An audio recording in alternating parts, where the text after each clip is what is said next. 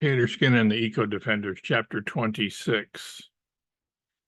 Albert and Mola, knowing a lot more about human history than I or any of the other animals did, agreed on the year 1111, which would be the furthest back in time we had ever gone in relatively modern history. I'm not considering our trip into ancient Germany during the time of the dinosaurs to be relatively modern history. After all were aboard, as it was a short flight, Mola shared a seat with Marmalade, putting her on his lap. Albert set the destination to a scant few miles away, in the middle of the jungle where Stripes had lived, and the year to the agreed-upon 1111. It only took a matter of a couple of minutes for the Zephyr to ascend vertically, hover momentarily, and then horizontally cover the short distance. On touching down, descending gently onto the forest floor, Albert said there was no time like the present and that we animals could begin with our educational work, coaching the animals to be protectors of the oppressed and downtrodden. Excellent, Stripes said. I will go and spread the call to Fangs among the tigers and leopards and panthers. And off he trotted, jungle-bird, with his ward Marmalade at his side. Mola watched the Bengal tiger stride away with an imperial strut and commented, "Impressive animal, that Stripes, in more ways than one. You know, Mark Twain wrote of his tribe, for style, look at the Bengal tiger, that ideal of grace, beauty, physical perfection, majesty." I was a little jealous of this praise given Stripes, as I considered my tribe, the Labrador Retrievers, to be impressive in our own right. But I shook it off. After all, Stripes was, sartorially speaking, in a league of his own.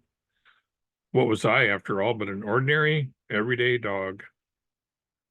Terry and Draco volunteered to meet with the cobras and scorpions to coach them. That left Rinky to coach the crocodiles. Tub Thumper naturally went off to meet with her cousins, the Indian elephants, as well as the sloth bears. Albert remained at the Zephyr to plan the operation, with Mola as consultant. I remained there too, so that I could communicate to the other animals what the overall plan and strategy would be once it was finalized. When the animals felt their charges were ready for it, the various teams assembled to engage in joint exercises, to practice their maneuvers as a combined force. They had prepared separately prior to this due to thinking it would be too confusing and noisy to do so together, with each group being given instructions specific to it by its coach or coaches. The joint sessions, which I oversaw, consisted both of classroom work, where the strategy and tactics were explained and discussed, and of field exercises, putting what was taught in the classroom into practice. When all of the coaches agreed that the entire contingent was ready for it, we planned our first engagement. It would be a show of force to put India on notice that the animals had become a joint task force, were united in their goal to fight injustice, and were organized and unified. Also, that we outnumbered humans by 1 billion to 1.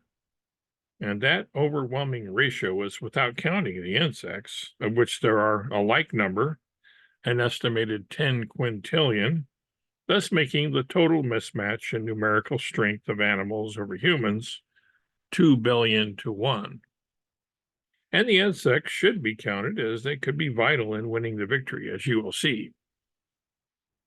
As I, Albert, Mola, Stripes, and the others wanted our demonstration to be as impressive as possible, we staged a mock battle between a mere subset or sample of the forces that had coached together on one side, and on the other side, a team of humans who had agreed to play the part of aggressors who needed to be stopped by the animals.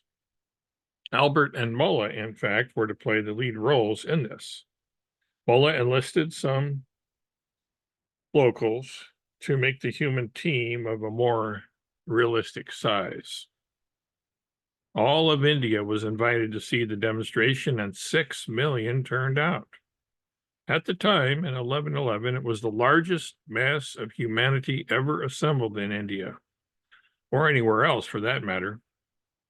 Those multitudes in attendance thereafter returned home and reported what they had seen and heard to their friends, family, and neighbors, who in turn spread the news still further, until everyone in India knew about what had taken place and wished they had been there to see the thrilling extravaganza. It turned out being even more exciting than we had anticipated.